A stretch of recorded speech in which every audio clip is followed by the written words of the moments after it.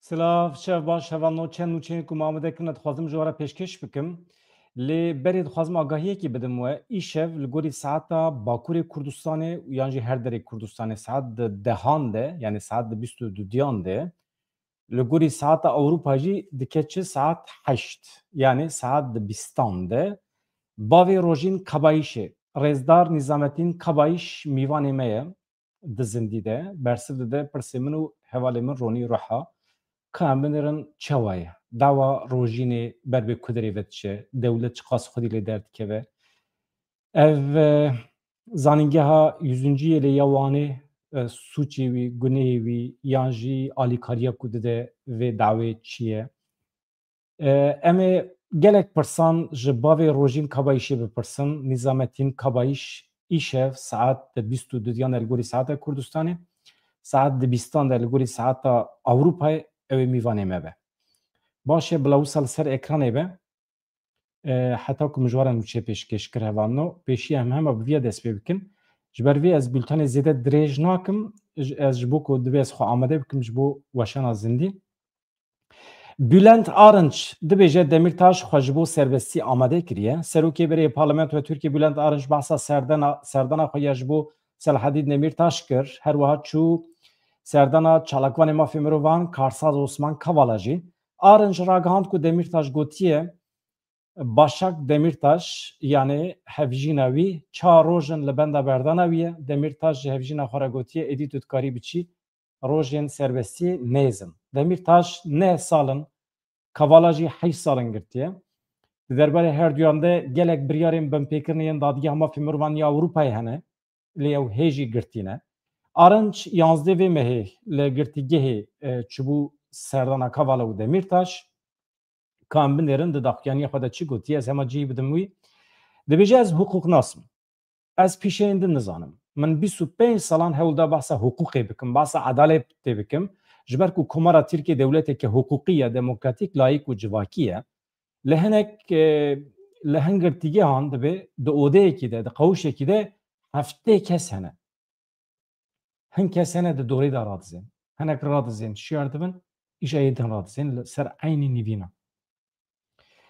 Beadaletiyekî ew qasa mezin heye li zindanan piştî dîtina van her duyan girtina herkes dibe girtina herkesî di zindanan de dibe karekî nerast e. Yani hûn dikarin însanan li malê jî hepis bikin. Dibe hûn dikarin îmzêyan ji wan bigirin. Bila li malê xwe bin. Çima hûn mecbûrin bînin kawşa da di hûjreyan de bijî bikin. Cî nemaye yani di zindana de cî nemaye. Dibe em bînin bîra xwe ku piraniya wan jî Kurd in. Ji dawa Kurd hatine girtin. Yani ne ji ber sûçekê din. Arınç diyar kir ku ew Demirtaş ji dema parlamentoyê nas dike. Berê ji bo yek du mijaran bi min re ketibû tekiliyê neh salin li hundir e. Kavala jî mirovekî gelekî medenî ye, delal e. Min bi her duyan re jî zêdetirê saetekî hevdîtin pêkanî. Tiştê ku divê em li ber çavan bigirin, biryarên dadgeha mafê mirovan ya Ewropayê ne, di derbarê kê de dibe bila bibe, divê em biryarên dadgeha mafê mirovan ya Ewropayê pek bînin. Bînin cih dibêje. Selaheddîn Beg dibêje hevjîna min çar rojin li benda berdana min e, her du jî baş in. Min Demirtaş dibêje hinekî zayıf dît, ji aliyê fîzîkî ve hinek zayıf bû lê Kavala ji ber ku min berê nedîtibû ve ez rewşa wî baş nizanim.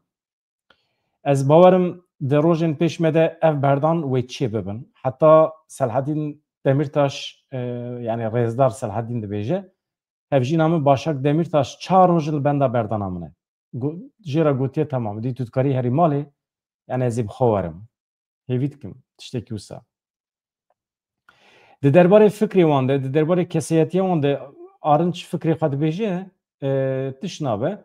Demirtaş dibe neh salê xwe daye zindanê. Di bûyerên Kobaniyê de dibe me 37 canê xwe ji dest daye. Arınç ji bîr kiriye 47 ne 37. Lê ji ber vê îdayê biryara beraatê ya hemiyan jî hatiye dayîn. Statûya Demirtaş niha girtiye. Osman Kavala hukmekî teqes heye lê Selaheddîn ne wisa ye. Di derbarê her duyan de biryara dadgeha mafê mirovan ya Ewropayê heye. Dibe were berdan. Em li gorî vê mecbûr dibe em tevgerin. Min her duyan jî heqeten dibe pir bi sebir dît. Mesela. her du jî dixwazin welat ji nû ve li hev were aramî çê bibe dibêjin çi dikeve ser milê me em ê bînin cih. Bi taybetî ji aliyê Demirtaş ve zimanê wan ê tûj ê berê nemaye dibêje em û hevalê xwe em ê ji bo yeketî ji bo aramiya vî welatê bixebitin bila herkes vê yekê ji me hêvî bike. Mesela dibe ez newsame dibe mirov neh sala bi hepsê de be ya û kîn û nefret di dilê mirovan de tune be. Yani li cem her duyan jî dibe rek tune bû, nefret tune bû. Dibe ez pir şaşmam yani. Mesela ez bama dibe tonekî tiştên xirab dihate şê min. Wekî din hevallo Dem Partî dîsa daxwaz kiriye divê Demirtaş saetekî jî girtî nemîne. Tuncer Bakirhan Tulay Hatîmoğulları li Amedê bi hevserokên şaredariyan re civiyan. Civîn ji bo nirxandina xebatên şaredariyan rewşa şaredariyên ku qeyyûm li ser wan hatine tayin kirin, pêvajoya çareseriyê nirxandin li ser axaftin çêkirin. Mehmet Ruştû Tiryakî parlamenterê Dem Partî li wê derê bû. Hevserokê şaredariya Akdenizê Hoşyar Sarı Yıldız jî ew jî qeyyûm li şûna wî hatibû tayin kirin. Wana her duya jî hin tişt gotin ji rûda wê re bahsa Selhedîn Demirtaş dikin, bahsa pêvajoyê dikin. Mesela Hoşyar Sarı Yıldız piştî 10 mehan ji zindanê hat berdan diyar kir ku heta niha li ser 10 şaredariyên Dem Partî qeyyûm hene. Gelek siyasetmedarên Kurd hê jî girtîne. Em pêvajoyeke demokratîk dimeşînin. Em hêvî dikin ku ev pêvajo bigêje armanca xwe. Di serî de divê hevalê me girtî werin berdan. Paşê jî di nava civakê de zagonên demokratîk dibe bêne rûniştin. Yani îradeya gel dibe esas weregirtin, zihniyeta qeyyûman ji holê rabe. Yani heta ku millet bawer neke ku pêvajo bi ser dikeve, bi ser nakeve. Ji bo wî dibe merov pêşî guherînên wisa bike ku civak bikaribe bawer bike. Mehmet Ruştû Tiryakî ew jî parlamenterê Dem Partiyê balkişan ser rewşa Selhedîn Demirtaş û Feygiran Yüksekdağê got hem ji aliyê siyasî ve hem ji aliyê hukukî ve bingeha ku ew li wê derê hundir bimînin tune ye. Tüm manayî tune ye. Hêviya me ew e Demirtaş û Yüksekdağ di demekî herî kin de bêne berdan ne hefteyekî ne mehekî. Divê saetekî jî di hundir de nemînin. Mesela dibêje Tiryakî rakirina qeyyûman vegerandina şaredariyan divê wekî şertên pêvajoyê neyîne dîtin. PKK gavên pir mezin avêtine. Xwe fesih kiriye, devşikeka berdaye, şervanê xwe şûm vekişandiye li Tirkiye û derveyî sînorên Tirkiye şervanên PKK nemane. Yani ev gavên pir mezin in. Eger serokên şaredariyan vegerin ser karê xwe wê gelê Kurd û Kurdistanê bi vê pêvajoyê bawer be. Wekî din dibe zehmet e. Hevan ez binêrim ronî re hejmara peyam şandiye ka çi dibêje?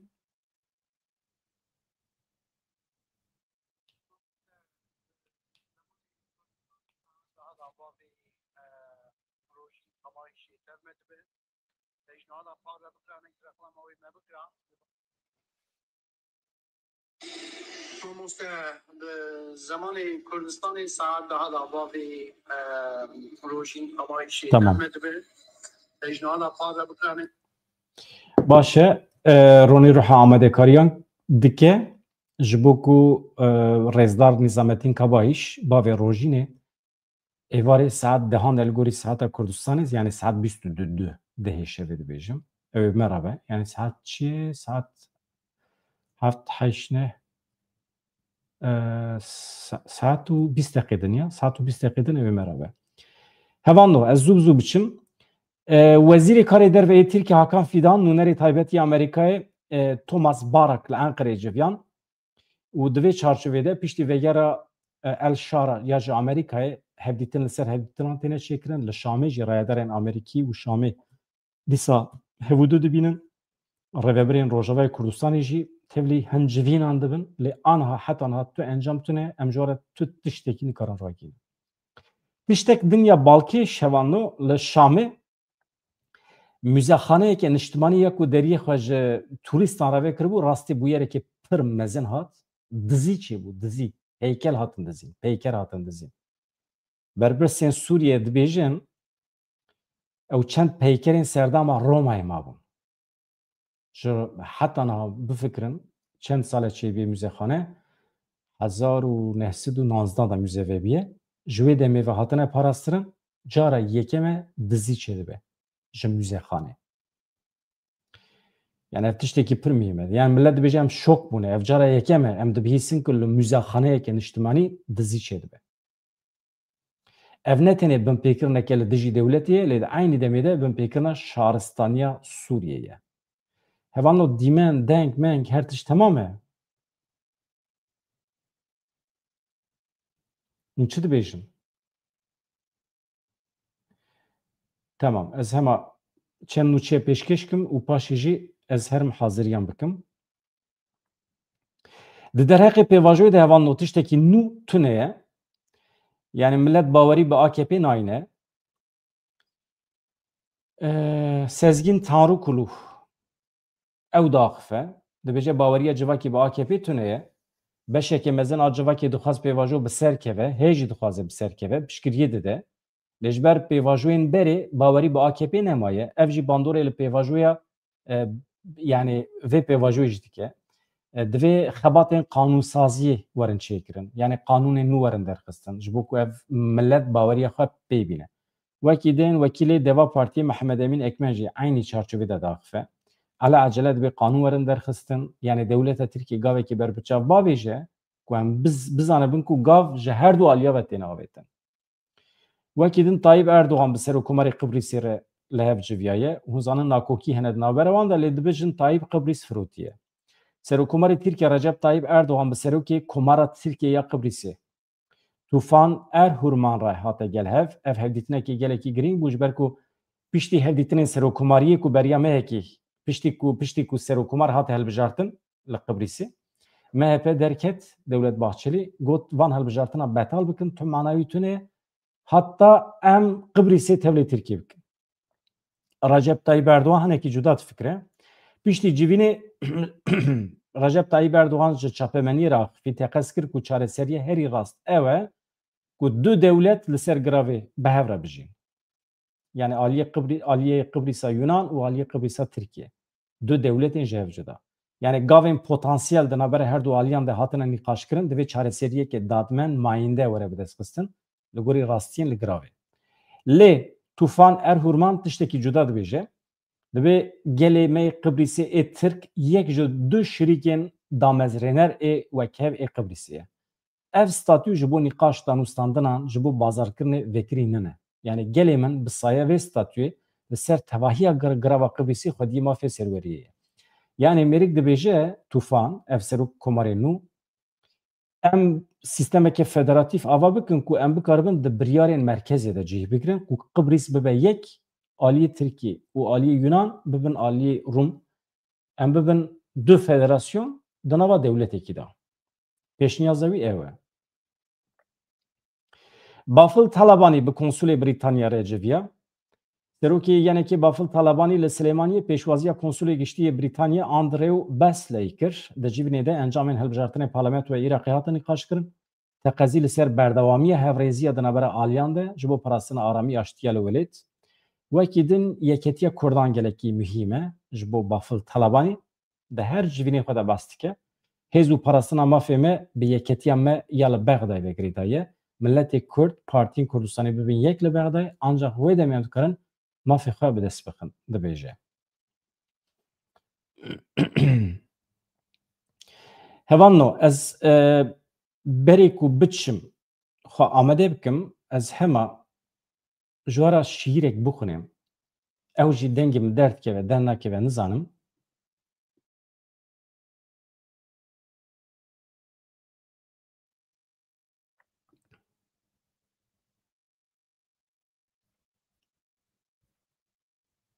ka hûn çawa dibînin.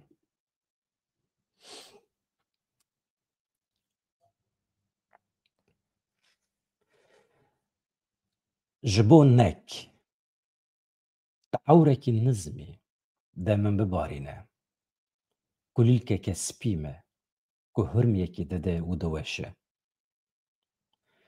Ji bo ez bi baskên te bigihêm wî çiyayê ku mirov û hov lê dijîn divê ez serbaz bim.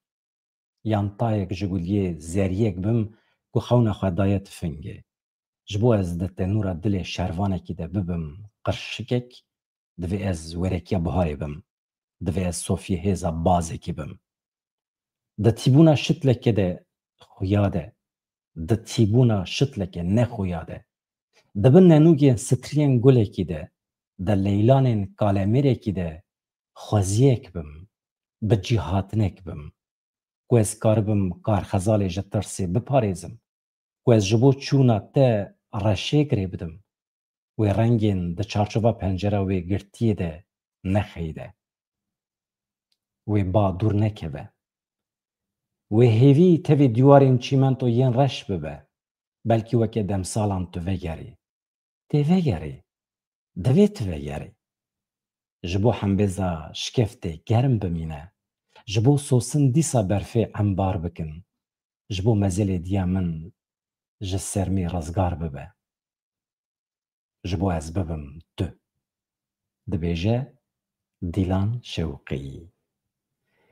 Mala wê ava her hebin. Hevan da ez xatir ji we dixwazim hema saetekî din. Rast e. Saet û 10 deqê din ji kerema xwe re li vê derê bin. Bavê Rojîn Kabayişê Nîzamettin Kabayîş îşev saet di 20 de li gorî saeta Ewropayê. Saet di 22 de li gorî saeta Kurdistanê wê mîvanê me be ew ê bersiv bide pirsê min û ronî roha em li vê derê ne. Bi hêviya rojên xweş azad xatirê we.